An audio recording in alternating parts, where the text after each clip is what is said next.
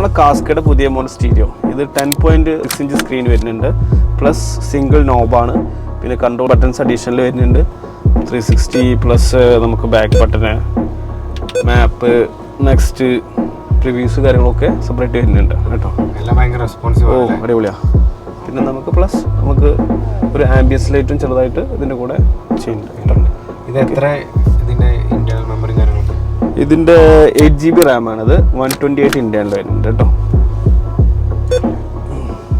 പിന്നെ ഇതിൻ്റെ ഒരു പ്രത്യേകത എന്താ? ഇതും ഈ സെറ്റും മറ്റേ ആൻഡ്രോയിഡ് സെറ്റുകളും തമ്മിലുള്ള ഒരു വ്യത്യാസം എന്താണ്? ഇത് സ്ക്രീൻ ക്വാളിറ്റി 4K ആണ് വരുന്നത്, QLED കാര്യങ്ങളാണ് വരുന്നത്.